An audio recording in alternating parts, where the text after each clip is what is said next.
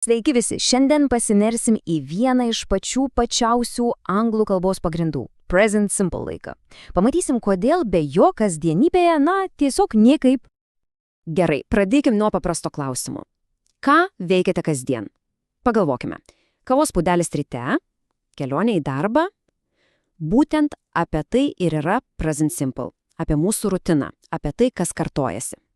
Taigi, kasgi tas present simple? Iš esmės tai laikas skirtas įpročiams, faktams ir rutinai. Paprastai tariant, jį naudojame kalbėdami apie du dalykus – veiksmus, kurie nuolat kartojasi, ir tiesas, kurios, tiesiog yra tiesos.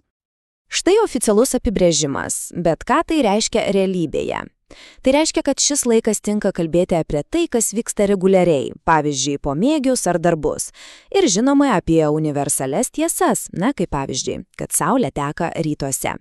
Tai faktas, kuris nesikeičia, tiesa? Štai pažiūrėkime į kelis pavyzdžius. Aš dirbu, mes žaidžiame, jie žiūri televizorių. Matot, viskas labai paprasta. Veiksmažodis čia yra savo pačioj pradiniai formai. Tai mūsų atspirties taškas, nuo kurio dabar keliausime toliau. Gerai, keliaujam prie pagrindų. Kaipgi teisingai sudaryti sakinius? Iš tiesų, tai reikia žinoti vos kelias pagrindinės taisyklės. Pažiūrėkime. O štai ir pati svarbiausia taisyklė. Jei ją įsiminsite, didžioji dalis darbo bus padaryta. Tai trečiojo asmens S. Ką tai reiškia? Paprasta. Kai kalbame apie jį, ją arba daiktą, he, she, it, prie veiksmažodžio visada pridedame S galūnę. Ir štai kaip tai atrodo praktikoje. Kairėje pusėje I, you, we, they. Sakome I read, we work, jokių pokyčių. Bet dešinėje pusėje turime he, she, it. Ir iškart matom pokytį. He reads, she wants, it works. Štai ta stebuklingoji S galūnė. Čia ir yra visa esmė. Žinoma, anglų kalba nebūtų anglų kalba be kelių išimčių. Tiesa? Taigi yra pora rašybos ypatumų. Jeigu veiksmažodis baigėsi raide I, kaip žodėje study, I keičiame į ES, gauname studies. O jeigu veiksmažodžio pabaiga yra, tokia šnipšianti, čia š, s, x arba o, pridedame ES. Kodėl? Tiesiog tam, kad būtų lengviau ištarti. Pavyzdžiui, watch virsta watches. Gerai, teigiamus sakinius jau įvaldėme. O kaip paklausti arba paneigti? Tam mums prireiks dviejų mažų, bet labai galingų pagalbininkų. Do ir does. Paklausti yra išties lengva. Viskas vyksta 3 žingsniais. Pirmas žingsnis – sakinį pradedam nuo do arba does.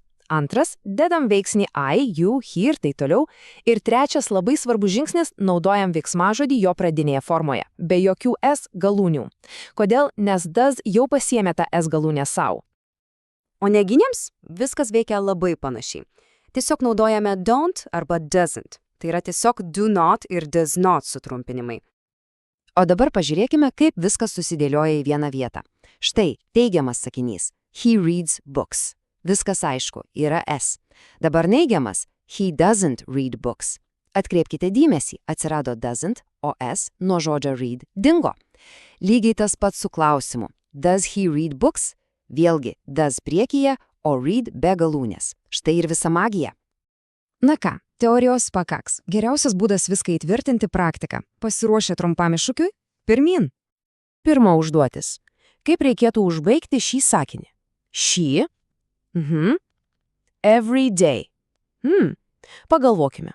Veiksmis yra she. Teisingai. She reads every day. Kadangi tai trečias asmuo, ji pridedame S galūnę. Puiku. Gerai, antrasis pratimas.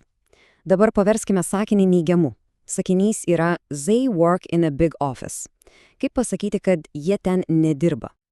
Taip, they don't work in a big office. Kadangi veiksnys yra they, naudojame don't. Paprasta tiesa. Ir paskutinis šį kartą klausimas. Turime teiginį he works in a bank. Kaip suformuluoti klausimą? Atsakymas does he work in a bank. Vėlgi, prisiminkime taisyklę. Kai priekyje yra does, veiksmažodis work lieka be S galūnės. Šaunu. Gramatika jau beveik kišenėje. Bet norint skambėti tikrai natūraliai, nepamirškime ir tarimo. Štai keli greiti patarimai. Pavyzdžiui, atkreipkime dėmesį į balsius. Raidžių junginiai AI ir AY dažniausiai tariami kaip vienas garsas A. Kaip žodžiuje day ar wait. O štai EA ar EE paprastai virsta ilgu garsu I. Kaip pavyzdžiui, žodžiuje speak. Mažos detalės, bet jos tikrai padeda kalbėti sklandžiau. Taigi, ką svarbiausia išsinešti iš viso šito?